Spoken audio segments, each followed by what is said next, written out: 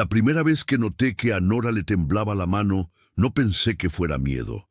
Pensé que era la malilla, tal vez por el chupe o por algo más fuerte. En 40 años, soldando ductos desde la refinería de Cadereyta hasta las plataformas de Campeche, he visto ese tipo de temblorina en tipos que necesitan un trago derecho solo para poder sostener el soplete. Yo estaba en la cama 4 del Hospital General del Norte, en Chihuahua, escuchando al viento golpear el cristal como si le debiera lana. Era un martes, ya tarde, de esas noches en que el hospital se siente menos como un lugar de sanación y más como un purgatorio con luces fluorescentes y olor a cera para pisos que disfraza el aroma a muerte perfumado. «Torres, véame cuando le hablo». La voz atravesó el zumbido de los monitores. El doctor Méndez estaba de pie en la estación de enfermeras haciendo lo que mejor sabía hacer sentir a la gente como una basura para él, sentirse importante. Era un hombre alto, impecable, con una quijada que costó más que mi camioneta y un alma que seguro se veía como un pulmón ennegrecido. Le estaba gritando a Nora. Nora Torres, la enfermerita esa que siempre parecía que se ahogaba en su Filipina. «Una caja de inventario, Torres», gritó Méndez, azotando una tabla con papeles sobre el mostrador. «Protocolos de residuos biológicos peligrosos. ¿Tiene idea de lo que eso cuesta? Son 100,000 pesos de riesgo saliendo por la puerta, porque usted no puede llevar bien una bitácora». Nora se encogió. Se quedó ahí, con la cabeza gacha, agarrando una charola de solución salina con tanta fuerza que sus nudillos se pusieron blancos. Todo su cuerpo tiritaba, vibraba. «Lo siento, doctor», murmuró, su voz apenas un susurro. Solo revisaba las proporciones. «No necesito que revise proporciones». Méndez se inclinó sobre el mostrador, invadiendo su espacio. «Necesito que sea competente. Mírese. Está temblando. Vibra como una hoja. Es usted un lastre para esta profesión, Torres. Si llega un trauma de verdad esta noche, se va a quebrar. Miren cómo la menosprecia. Todos hemos estado ahí, juzgados por gente que cree que un título los hace mejores que uno. Si ya te cansaste de que los gandallas se salgan con la suya, suscríbete ahora mismo. Únete a los profesionales silenciosos. Demuestra que sabes que el verdadero poder no necesita gritar para ser escuchado». Méndez bufó, dándole la espalda para servirse un café. Inútil, un completo bulto. Creía que había ganado, creía que la había aplastado, pero esto es lo que no vi, lo que todos nos perdimos porque estábamos demasiado ocupados viendo al gandalla y a la víctima. Yo observaba a Nora desde unos 3 metros de distancia. No le estaba viendo la cara, no estaba llorando, le estaba viendo la muñeca, le miraba fijamente la arteria radial, contando el pulso. Sus ojos se movieron rápidamente hacia el reloj de la pared, luego a la señal de salida de emergencia y de vuelta a la charola en sus manos, y cada vez que su mano temblaba, se apretaba el muslo con el pulgar, una presión rítmica y dolorosa como si intentara hacer un corto en un cable dentro de su propia pierna. No estaba asustada, estaba calculando. «Lo siento», susurró de nuevo, pero el tono era incorrecto. Era plano, robótico. Me ajusté la bata, sintiendo el aire frío colarse por la ventana. Pensé en intervenir, tal vez decirle a Méndez que le bajara de huevos, pero yo solo era un viejo con la bomba madreada y sin aliento de sobra. Entonces las luces parpadearon, zumbaron, titilaron y volvieron a encenderse, pero el zumbido era diferente ahora, más fuerte. Y luego vino el sonido de la entrada principal, no el siseo de las puertas automáticas. Fue un rechinido, un sonido de desgarro, metal rechinando contra metal. Méndez se quedó helado, con la taza de café a medio camino de su boca. ¿Qué diablos es eso? Las puertas de urgencias no se deslizaron. Fueron forzadas, abiertas por unas manos que no deberían haber tenido la fuerza para doblar rieles hidráulicos. El viento entró, trayendo nieve y el olor a escape de un vehículo dejado en marcha demasiado cerca de la toma de aire. Y entonces él entró. El sonido no era el correcto. Ya saben, el sonido de las puertas automáticas, ese educado siseo de aire. Esto fue un grito. Metal desgarrándose contra metal, engranajes perdiendo dientes porque algo los estaba forzando a ir a donde no querían. Méndez fue el primero en moverse, pero no hacia el peligro. Retrocedió, tropezando con el carro de paro. ¡Seguridad!, gritó con la voz quebrada. ¿Por qué no se cierran las puertas? Le dije a mantenimiento que arreglara los seguros magnéticos. Todavía sostenía su café, todavía el rey de su pequeño castillo, molesto porque el puente levadizo estaba fallando. Miró a Nora, que estaba de rodillas limpiando las bolsas de solución salina que él le había hecho tirar. Torres, levántese, llame a la policía, no se quede ahí sentada temblando. Pero Nora no se movió. Miraba el hueco en las puertas. Tenía los ojos muy abiertos, las pupilas tan dilatadas que parecían agujeros negros. Entonces las puertas cedieron. No solo se abrieron, fueron arrancadas del riel. Uno de los paneles de vidrio se hizo añicos, lloviendo cubitos de seguridad sobre el linóleo. Una ráfaga de viento nos golpeó, helada, con olor a escape de diésel y a ozono. Y él entró. El informe policial lo llamó más tarde un paciente resentido, que es como decirle a un huracán que es una brisita. Era un gigante. Debía medir como 2 metros y pesar más de 130 kilos de pura carne cruda e infeliz. Llevaba un overol naranja que estaba hecho jirones en los hombros, manchado de grasa y algo oscuro que parecía sospechosamente sangre seca. Tenía una barba que se tragaba su cara y unos ojos muy abiertos, sin parpadear, y aterradoramente claros. No estaba loco. Ese fue mi primer error. Pensé que era un drogadicto buscando su dosis, pero no miró a la farmacia. No miró a las enfermeras acurrucadas junto a la estación. Miró directamente al doctor Méndez. El cambio en la sala fue instantáneo. El aire se volvió pesado, del tipo de pesadez que sientes justo antes de que un tornado toque tierra. La cara de Méndez se puso del color de la leche agria. Lo conocía. Lo vi en sus ojos. El reconocimiento, el terror. Esto no era un ataque al azar. Esta era una cuenta por cobrar. Tú, susurró Méndez. Dejó caer su taza de café. Se hizo añicos. El líquido marrón salpicó sus mocasines caros, pero ni siquiera se inmutó. Se supone que estabas en contención. El titán, llamémoslo por lo que era, dio un paso adelante. Sus botas crujieron sobre el vidrio roto. No rugió, no gritó, susurró. El sonido cortó el caos como una navaja de afeitar deslizándose por la seda. «Contrato», resolló el sonido húmedo y estertório. «Terminado». El caos que siguió no fue el pánico frenético y torpe que se ve en las películas. Fue preciso, brutal, rápido. Pablo, el guardia de seguridad del turno de noche, salió del hueco de las máquinas expendedoras. Pablo era un buen chico, tal vez de 22 años. Pasaba la mayor parte de su turno hablando de su quiniela de la Liga MX. Puso una mano en su taser, su voz temblando solo un poco. «Señor, al suelo, ahora». El titán ni siquiera disminuyó la velocidad. No miró a Pablo, simplemente extendió el brazo, un movimiento de revés, como si estuviera quitando una telaraña. Golpeó a Pablo en el pecho.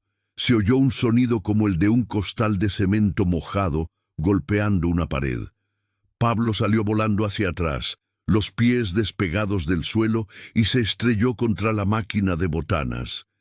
El vidrio explotó. La máquina se volcó con un estruendo ensordecedor, enterrando al chico bajo dulces y metal. Méndez retrocedió a trompicones, tropezando con sus propios pies. Ahora chillaba, no gritaba, chillaba, agudo y patético. «¡Ayúdenme!», ¡Que alguien le dispare! ¡Dispárenle! Agarró a una enfermera, Jessica creo, e intentó ponerla delante de él como escudo. Jessica gritó y se zafó, corriendo hacia la sala de descanso. El titán alcanzó a Méndez. Agarró al doctor por el cuello con una mano, levantándolo del suelo como un muñeco de trapo.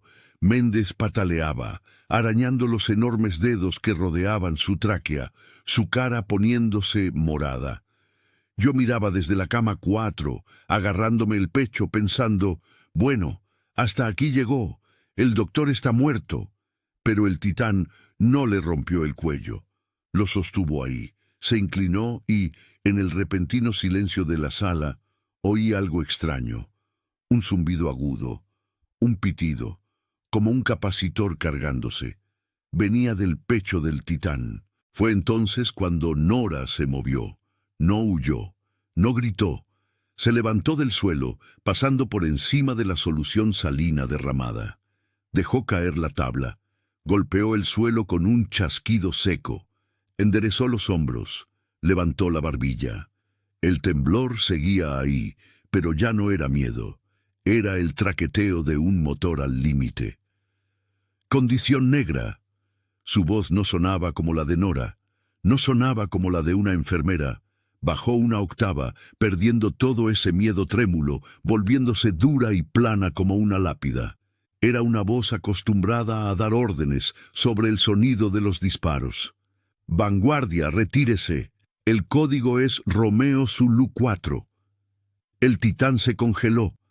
Literalmente se congeló a mitad del asesinato. Su mano masiva todavía alrededor de la tráquea de Méndez, el zumbido en su pecho se detuvo.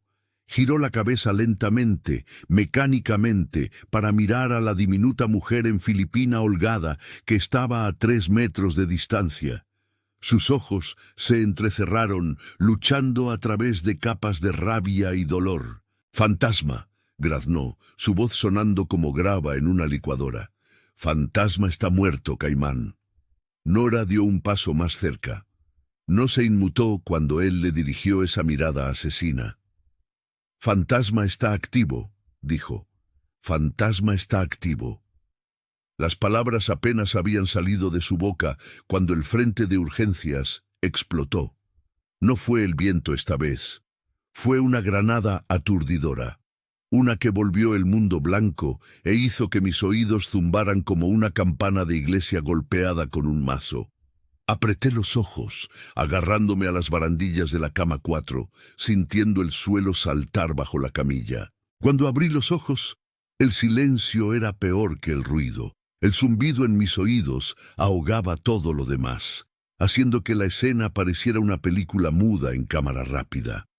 Hombres con equipo táctico negro entraron a raudales por la entrada destrozada. Se movían con una fluidez que gritaba mercenarios privados, no de la Guardia Nacional, sin gritos, sin «al suelo». La recepcionista, una chica amable llamada Sara que siempre me daba gelatina extra, alcanzó el teléfono. El hombre al frente, un tipo con una gabardina, no dudó. Levantó un rifle con silenciador. ¡Pum, pum! Sara se desplomó sobre el escritorio. Se me revolvió el estómago. Esto no era un rescate. Era una liquidación. Méndez estaba gritando ahora. Lo supe por su boca abierta, pero no podía oírlo.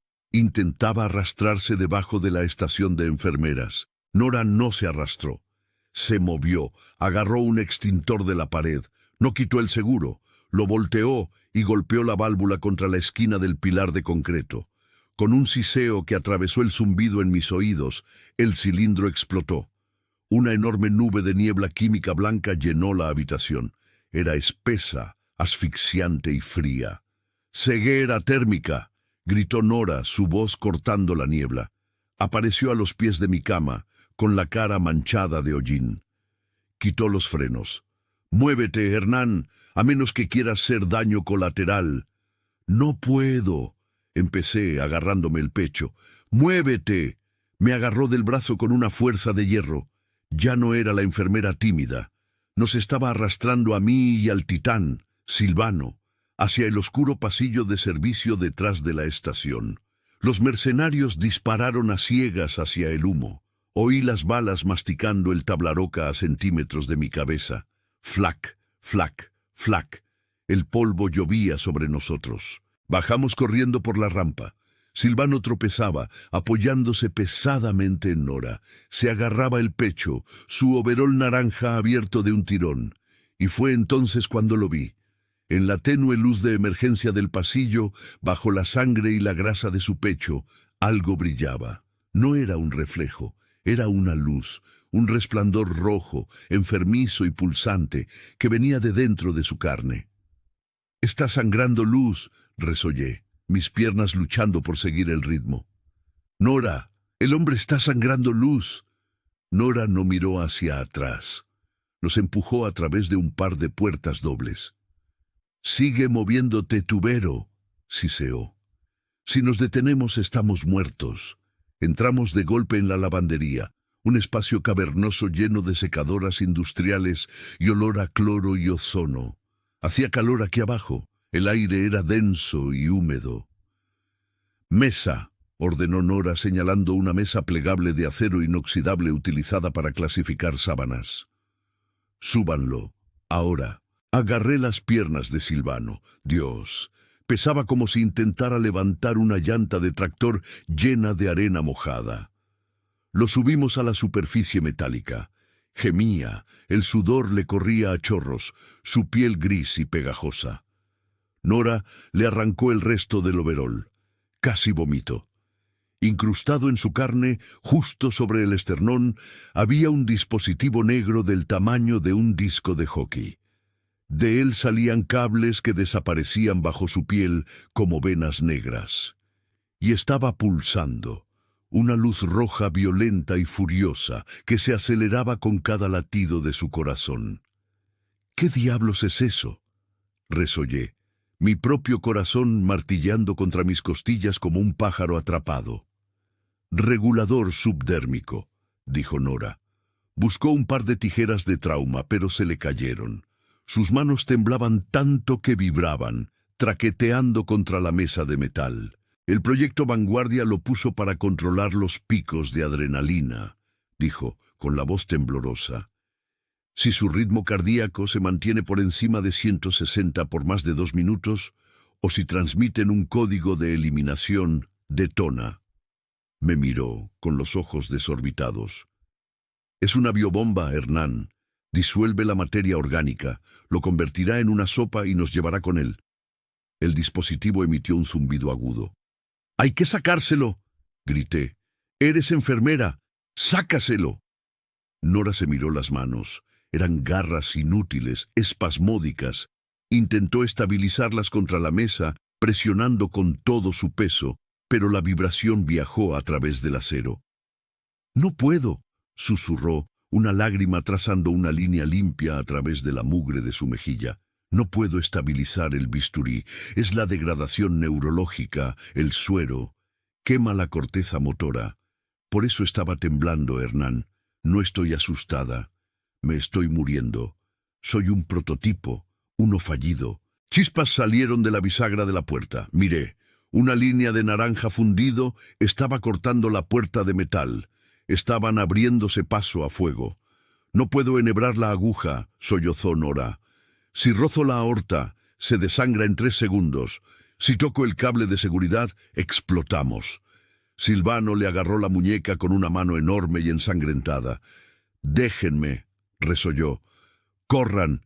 Miré a Nora. Estaba rota. Era un arma que se había quedado sin municiones. Luego miré la bomba. Miré los cables, rojo, azul, un delgado cable de tierra dorado. Y de repente ya no era un viejo en bata de hospital. Tenía 25 años, colgado boca abajo en una plataforma en la sonda de Campeche, soldando una válvula de alta presión con el viento aullando a 40 nudos. El mundo se redujo al trabajo. «¡Muévete!», ladré. No pregunté. Empujé a Nora a un lado. Ella retrocedió tambaleándose, mirándome como si estuviera loco. «Hernán, ¿qué estás haciendo? Eres un trailero. Fui tubero sindicalizado por 40 años. Gruñí, agarrando las pinzas hemostáticas de la charola. Mis manos artríticas, nudosas y llenas de cicatrices se cernieron sobre la cavidad torácica abierta. Estaban firmes como una roca. He desactivado bombas de presión en gasoductos que harían que esto pareciera un cohetito. Me incliné. ¿Dijiste que puenteara el regulador? Sí, tartamudeó. Conecta la entrada a la tierra, pero el cable es microscópico, Hernán. Necesitas una lupa. Necesito que te calles y sostengas la linterna, espeté. El soplete de afuera terminó su corte. La puerta gimió. Una bota la pateó desde el otro lado. Sosténla firme, murmuré, bajando el acero hacia la luz roja. Los siguientes 60 segundos duraron una década. Fuera de la puerta, el soplete de corte siseaba y chispeaba, escupiendo metal fundido al suelo. Podía oír la voz del líder, tranquila y profesional, dando órdenes como si estuviera pidiendo el almuerzo. Entren y despejen, sin sobrevivientes, quémenlo todo. Dentro, bajo el cono de luz de la linterna, estaba realizando una cirugía a corazón abierto con un par de pelacables y una oración. El cable dorado, susurró Nora. Su voz temblaba, aunque sus manos no podían ayudar. Estaba apoyada en la mesa, con el rifle en la cadera porque no podía sostenerlo. No toques la carcasa, tiene un sensor de capacitancia. Si haces tierra, nos vaporizamos. Ya sé, gruñí. Deja de hablar. Sudaba. Una gota rodó por mi nariz, colgando allí, amenazando con caer directamente en la herida abierta en el pecho del gigante. La aparté parpadeando. Me ardieron los ojos. Lo tengo, murmuré. Sostén la luz firme, carajo. El zumbido de la bomba era tan agudo que me vibraban los dientes. La luz del disco parpadeaba rápidamente ahora. Flash, flash, flash. La luz roja bañaba mis manos. 10 segundos, siseó Nora. Levantó el rifle, apuntando a la línea naranja brillante en las bisagras de la puerta. Casi está. Encontré el cable. Era más delgado que un cabello humano. No lo corté. No se puede cortar un circuito vivo así. Lo pelé. Usé el filo de la hoja para quitar el aislamiento, exponiendo el cobre. Luego tomé el cable de tierra y los retorcí juntos. Mis manos estaban firmes como una roca. Eso es lo que tiene la chamba ruda. Pasas 40 años colgado de plataformas con un viento helado. Aprendes a bloquear tus músculos. Cuando hay presión, los temblores se detienen. Méndez tenía el título de médico, el traje de marca y el nombre en la puerta. Pero ahora mismo, con una bomba a punto de estallar y la muerte en la puerta, estaría temblando sin control. Mis manos no temblaban cuando importaba. Las tuyas sí. Si valoras la habilidad real por encima de un título elegante, suscríbete ahora mismo. Demuestra que apoyas a la gente que sí saca la chamba. Clic. El zumbido se detuvo. La luz roja se apagó. Silencio. Un silencio absoluto y pesado, roto solo por el golpe de las bisagras de la puerta al ceder. ¡Entren!, gritó una voz desde el humo. ¡Al suelo!, grité, dejándome caer. La pesada puerta de acero cayó hacia adentro con un estruendo ensordecedor. 3 hombres con armadura negra entraron a través del humo, con los rifles en alto, las miras láser cortando el polvo. Esperaban a una enfermera aterrorizada y a un viejo moribundo. Esperaban carne fácil, no esperaban la resurrección. Silvano rugió. No fue un grito de dolor. Fue un sonido como el de un alto horno encendiéndose. El gigante se sentó. Su pecho todavía estaba abierto, con cables colgando, la piel gris como cemento húmedo, pero se movió con una velocidad que no debería haber sido posible. Agarró la puerta de la secadora industrial junto a la mesa. Era de acero pesado, con vidrio reforzado, probablemente pesaba 20 kilos. La arrancó de las bisagras como si fuera de cartón mojado. Con un gruñido que sacudió la habitación, la arrojó. Voló por la habitación como un frisbee gigante. Golpeó al mercenario de enfrente en el pecho con un sonido que nunca olvidaré. Un crujido sordo, como un coche atropellando a un venado a 100 kilómetros por hora. El hombre salió volando hacia el pasillo, derribando a los dos tipos que estaban detrás de él. Sus linternas tácticas giraron salvajemente, pintando sombras caóticas en el techo. «¡Muévanse!», gritó Nora, agarrándome del hombro. «Tenemos que ir hacia arriba, los conductos», señaló el ducto del techo. «¡No!», resollé, levantándome a duras penas. Mis rodillas me gritaban y mi corazón sentía que volvía a aletear. «Demasiado pequeño, él no cabrá». «¿Entonces a dónde?» «Abajo», dije. Señalé una rejilla de hierro oxidado en el suelo, detrás de las secadoras, medio cubierta por un carrito de lavandería. «El ducto del carbón». Nora me miró confundida. «¿Qué? Este edificio se construyó en el 52», dije apartando el carrito. «Antes del gas natural, usaban palas para echar carbón al horno. Vi los planos cuando reacondicioné el aire acondicionado en el 98. Todavía está ahí». «¿Lleva afuera?» «Directo al callejón detrás del generador», dije. «Evita las persianas de seguridad. Es la única salida». Nora miró la rejilla, luego a mí. Por primera vez no me miró como a un paciente. Me miró como a un compañero. «Usted dirija, tubero». Empujamos la pesada rejilla de hierro a un lado. Rechinó, protestando por décadas de desuso. Miré hacia abajo.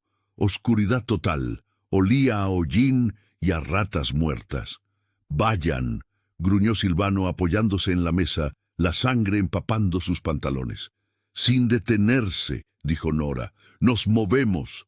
Nos deslizamos hacia la oscuridad, resbalando sobre 70 años de polvo de carbón, cayendo a las entrañas del edificio justo cuando una granada rodaba hacia la lavandería detrás de nosotros. Salimos disparados del ducto y caímos con fuerza sobre el pavimento. Tosí un pulmón lleno de polvo negro, carraspeando y escupiendo hasta que la nieve alrededor de mis rodillas se volvió gris. El frío fue un golpe físico. Congeló el sudor de mi piel al instante, convirtiendo mi bata de hospital en una lámina de hielo. Pero el aire sabía dulce, sabía a libertad. «Estamos fuera», jadeé, limpiándome el hollín de los ojos. «Estamos detrás del cordón policial». Miré hacia arriba. Efectivamente, a unos 45 metros por el callejón, una patrulla estaba estacionada de lado, bloqueando la calle. Luces azules y rojas parpadeaban contra las paredes de ladrillo. «Mi camioneta», resollé. «Está en el estacionamiento de larga estancia, pero el comandante Morales, está en la barricada. Lo conozco. Es un buen hombre. Pescamos juntos en la presa cada julio. Podemos llamarlo». Nora me agarró del brazo. Su agarre era débil, temblando violentamente, mientras el bajón de adrenalina golpeaba su sistema nervioso de prototipo. Dejó caer el arma inútil en la nieve. «Dejen ir al viejo», castañeteó. «No es nadie». «Es un testigo», dijo Morales, apretando el dedo en el gatillo. Miré más allá de Morales. Miré la pared del anexo del hospital. Subiendo por el lado del ladrillo, había un tubo verde de cobre de 4 pulgadas de grosor, cubierto por una gruesa capa de hielo blanco. La toma principal de oxígeno. Miré la pesada llave Stilson que colgaba del lazo del cinturón de mi bata. La había agarrado del tablero de herramientas de la lavandería. Costumbre, supongo. Un tubero se siente desnudo sin un fierro en la mano. Morales estaba concentrado en Nora. Se estaba disculpando con ella, diciéndole que era por el bien común, tratando de convencerse a sí mismo para apretar el gatillo. No pensé, actué. Balanceé la llave con cada gramo de fuerza de viejo que me quedaba. ¡Clang! Golpeé el vástago de la válvula de la toma de oxígeno. El latón se partió limpiamente. 2000 psi de oxígeno líquido puro explotaron hacia afuera. No fue solo un siseo, fue un rugido, un motor a reacción encendiéndose en un callejón. Una nube de vapor blanco superenfriado se disparó por el espacio, golpeando a Morales como una pared sólida. ¡Mis ojos!, gritó Morales, soltando el arma y agarrándose la cara. El vapor lo cegó al instante, congelando la humedad de sus córneas. ¡Qué chulada! Ese es el sonido del plan de un gandaya yéndose al carajo.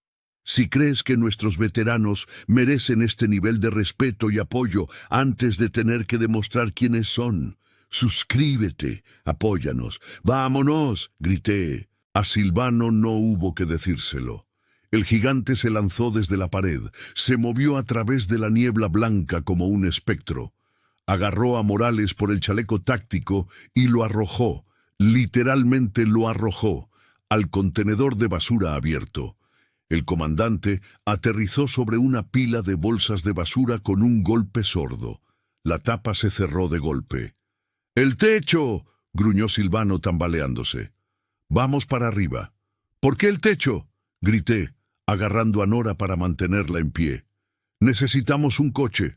«Méndez», siseó Nora entre dientes castañeteantes. Sus labios se estaban poniendo azules. «Tiene un helicóptero de extracción en camino y tiene la cura». Corrimos pasando la patrulla, resbalando en el hielo, hacia la escalera de servicio que llevaba al helipuerto. El rugido de la fuga de oxígeno cubrió el sonido de nuestras botas. Miré hacia atrás una vez. Morales estaba saliendo del contenedor, frotándose los ojos, gritando en su radio. «Vamos, tubero», dijo Silvano agarrando el peldaño de la escalera con una mano ensangrentada. Una última subida. Llegamos al techo justo cuando el helicóptero negro aterrizaba. El viento de las hélices era un peso físico, levantando la nieve en un vórtice blanco y cegador que me picaba la cara como perdigones. El ruido era ensordecedor, un chop, chop, chop que vibraba a través de las suelas de mis botas. El doctor Méndez estaba esperando. Por supuesto que sí. Estaba de pie cerca de los patines de aterrizaje, con una gruesa parca para el Ártico que probablemente costaba más que mi casa. Estaba flanqueado por 2 hombres más de los mercenarios, con los rifles en alto, siguiéndonos perezosamente mientras salíamos a trompicones del hueco de la escalera. Nos vio, a mí sosteniendo a Nora, a Silvano, arrastrando la pierna como un peso muerto. Y no disparó, sonrió. Era una sonrisa fría y victoriosa, la mirada que te da un banquero justo antes de embargarte. «¡Impresionante!», gritó por encima del ruido de las aspas. «De verdad, el prototipo, el experimento fallido y el plomero». Levantó un maletín plateado, de aluminio reforzado, pesado. «La tengo aquí, Nora», gritó golpeando el maletín con un dedo enguantado. El estabilizador. Una inyección y el temblor se detiene. La degradación se revierte. Puedes ser normal. Puedes vivir. Nora se detuvo. Se apartó de mí. Se quedó allí en medio del vendaval. Su delgada filipina azotando sus piernas, su cuerpo convulsionando con temblores tan violentos que sus dientes castañeteaban audiblemente. Parecía que se estaba desintegrando. «¡Entrégueme el activo!», gritó Méndez señalando a Silvano. «Deme al gigante y obtendrá la cura. Aléjese, Nora, viva una vida larga y feliz, no más dolor». Era el trato perfecto. El diablo en la encrucijada ofreciendo agua a una mujer que moría de sed. Observé a Nora. Vi el anhelo en sus ojos. La vi mirar sus manos. Esas manos agarrotadas e inútiles que le habían fallado en la lavandería. Miró a Silvano, que ahora estaba de rodillas, desangrándose en la nieve, su respiración entrecortada y húmeda. «Nora, no», grité, pero el viento se llevó las palabras. La sonrisa de Méndez se ensanchó. Arrojó el maletín a la nieve entre ellos. Se deslizó por el hielo, deteniéndose a 3 metros de ella. «Chica lista, tómalo». Nora caminó hacia el maletín. Se movió lentamente, luchando contra el viento y su propio cuerpo debilitado. Se arrodilló en la nieve. Sus manos torpes buscaron los pestillos, resbalando 2 veces antes de que se abrieran. Estiré el cuello para ver. Dentro, acunado en espuma negra, había un único vial de líquido azul brillante y una jeringa. La cura. Nora lo miró. Contempló esa luz azul como si fuera la salvación misma. Luego levantó la vista hacia Méndez.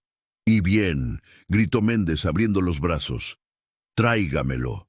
Nora cerró el maletín, lo recogió. Se puso de pie. Miró a Méndez y por un segundo el temblor pareció detenerse. Dio un paso hacia él, luego otro. Méndez asintió, relajándose, diciéndoles a sus guardias que bajaran las armas. Creía que había ganado, creía que todo el mundo tenía un precio. No se lo inyectó, no se lo entregó, se dio la vuelta y arrojó el maletín. No se lo arrojó al doctor, lo arrojó más allá de él, directamente al rotor de cola del helicóptero. ¡Crack! ¡Zas! El sonido fue repugnante. El maletín de metal reforzado golpeó las aspas que giraban a 3000 RPM.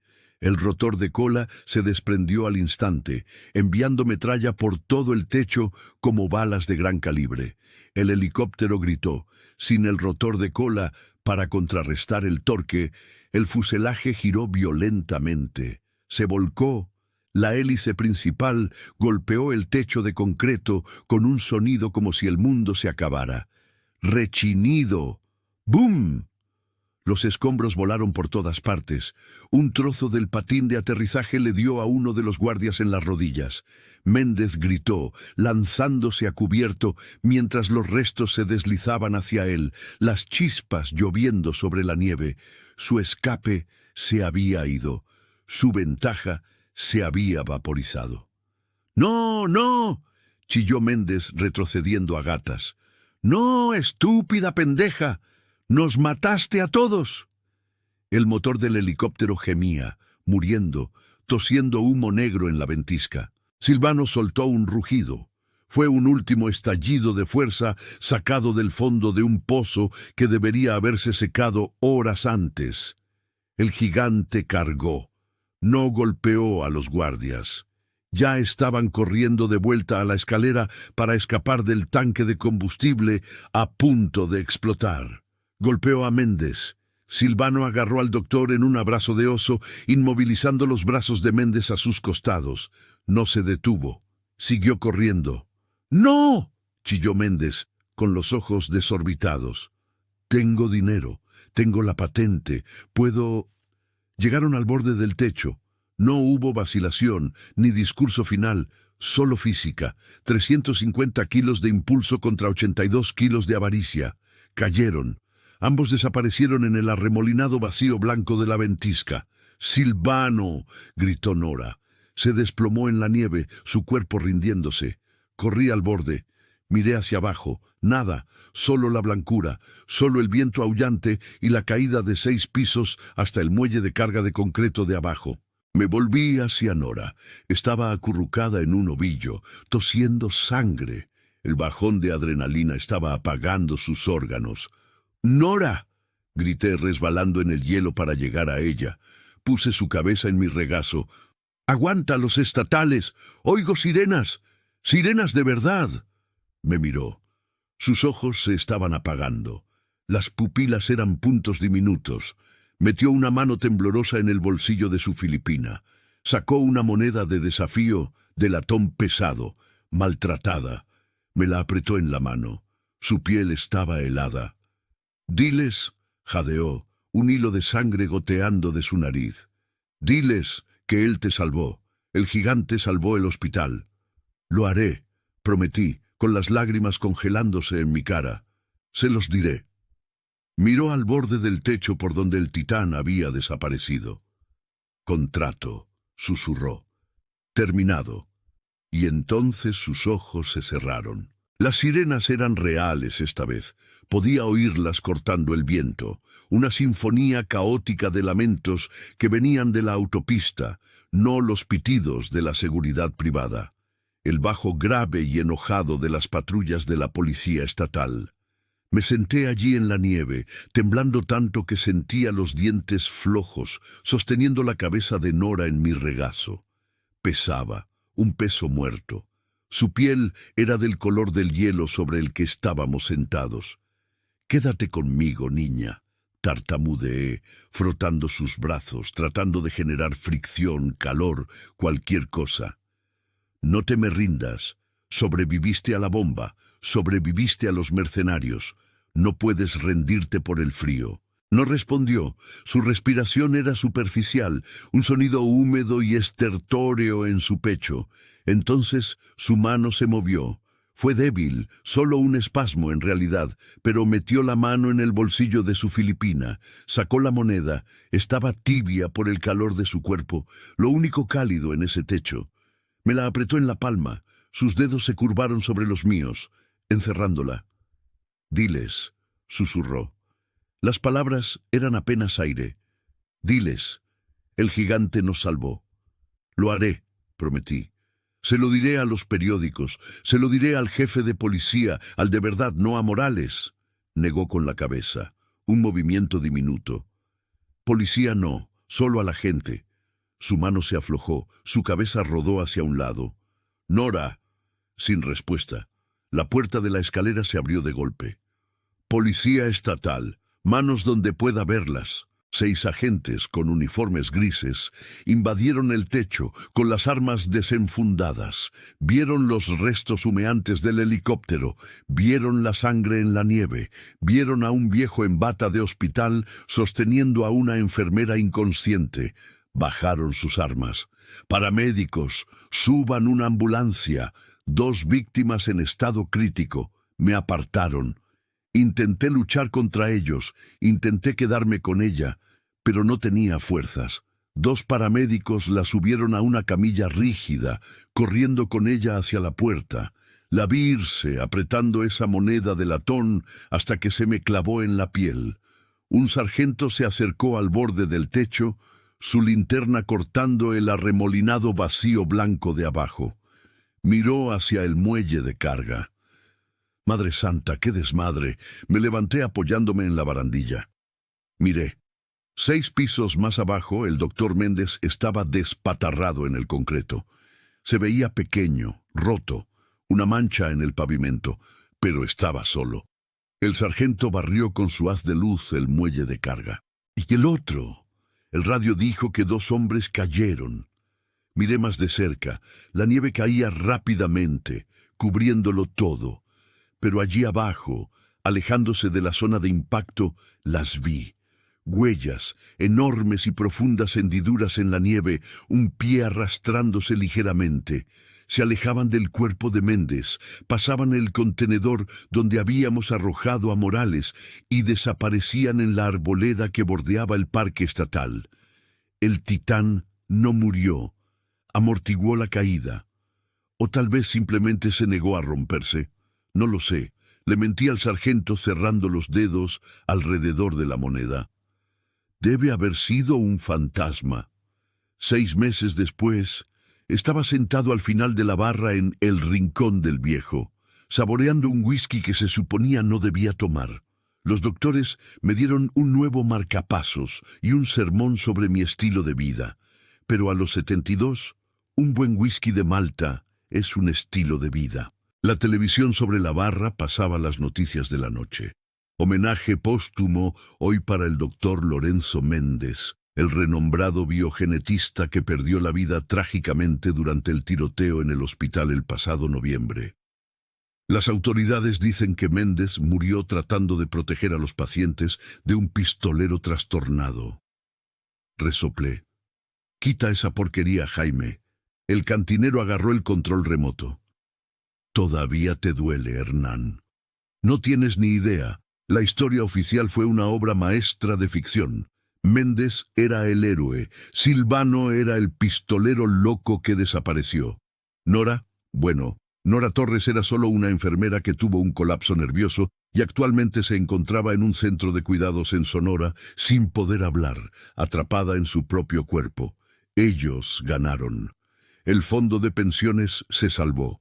La ciudad siguió adelante. Terminé mi bebida, sintiendo el sabor amargo de la injusticia en la garganta. Metí la mano en el bolsillo para pagar y mis dedos rozaron la moneda. La llevaba todos los días, un recordatorio de lo que vi, de lo que no pude detener. «Un paquete para ti, Hernán», dijo Jaime, deslizando una pequeña caja de cartón por la barra. «Lo dejó un mensajero mientras estabas en el baño». «¿Para mí?». La miré. Sin remitente, solo mi nombre escrito con una mano temblorosa e irregular. Saqué mi navaja y corté la cinta. Dentro había una capa de algodón y acunado en el centro, brillando con una luz azul suave y constante, había un vial. Me quedé helado. Era el estabilizador, la cura. Recogí la nota que estaba debajo. La letra era apenas legible, rasguños en el papel, pero pude leerla. Hice el cambio con la caja vacía. Mis manos ya no tiemblan. Acaba con ellos, Hernán. Fantasma. Me quedé mirando el vial. Dios mío, no tiró la cura en ese techo, con el viento helado y su cuerpo apagándose. Hizo un truco de manos que haría sonrojar a un mago. Arrojó el maletín para distraerlo. Se quedó con la vida. Estaba ahí fuera, estaba curada, y Silvano, el grandulón, también estaba ahí fuera, en algún lugar del bosque, esperando órdenes. Miré la televisión, donde mostraban una foto de Méndez recibiendo un premio. Sonreí. Fue una sonrisa fría, el tipo de sonrisa que pone un hombre cuando sabe exactamente dónde está la fuga de gas y tiene un cerillo en la mano. Este vial no era solo medicina, era evidencia, era la secuencia genética que probaba que Méndez estaba realizando ensayos humanos ilegales. Era la prueba reina que destrozaría el fondo de pensiones, el departamento de policía y la empresa de biotecnología. Guardé el vial en mi bolsillo, justo al lado de la moneda. Me puse de pie. No me sentía viejo. Me sentía peligroso. ¿Ya te vas, Hernán?, preguntó Jaime. «¿No has terminado tu historia?» «Me voy a la Ciudad de México, Jaime», dije poniéndome el abrigo. «Tengo una junta con los del Reforma». «¿Y la vida tranquila?», preguntó. Toqué la moneda. «Nora me enseñó algo», dije abriendo la puerta a la noche. «Ella no los despidió, les enseñó. Esa es la diferencia entre un jefe y un líder. Si esta historia satisfizo esa parte de ti que odia la injusticia, por favor, suscríbete, porque hay miles de héroes silenciosos trabajando en las sombras ahora mismo que están siendo ignorados. Tu clic nos ayuda a contar sus historias para que el mundo aprenda a escuchar. La verdadera fuerza no necesita gritar. Solo necesita mantenerse firme cuando el mundo empieza a temblar. Salí a la oscuridad. Mis manos estaban firmes como una roca. Y en algún lugar sabía que las de ella también lo estaban. El mayor error que cualquiera puede cometer es asumir que el silencio equivale a debilidad. Solo porque alguien no exija atención, grite sus logros o lleve su rango en la manga, no significa que no sea la persona más capaz en la habitación. Como demostró Nora, el verdadero poder no necesita gritar para ser escuchado. A veces, las personas más calladas simplemente están observando, calculando y esperando el momento adecuado para atacar. Un título en una puerta o un diploma en una pared no significan nada cuando el mundo se desmorona. El doctor Méndez tenía el prestigio, el dinero y la autoridad, pero cuando había vidas en juego, se vino abajo. Fueron el inútil y viejo tubero y la enfermera temblorosa quienes tenían las habilidades reales para salvar el día. Debemos aprender a valorar la competencia por encima del estatus y respetar las habilidades de los obreros y los subalternos, porque a menudo son los únicos que saben cómo arreglar de verdad lo que está roto. La integridad es fácil cuando no te cuesta nada, pero el verdadero carácter se revela cuando hacer lo correcto exige un precio muy alto. Nora tuvo la oportunidad de curar su propia y dolorosa condición y vivir una vida normal, pero eligió desecharla para detener a un monstruo y salvar a un amigo. Los verdaderos héroes no se definen por lo que ganan, sino por lo que están dispuestos a sacrificar para asegurar que se haga justicia. Debemos dejar de juzgar a las personas por sus peores momentos o su apariencia externa. Para el mundo, Silvano era un convicto aterrador y un monstruo. Pero en realidad era un escudo roto tratando de proteger a las mismas personas que le temían.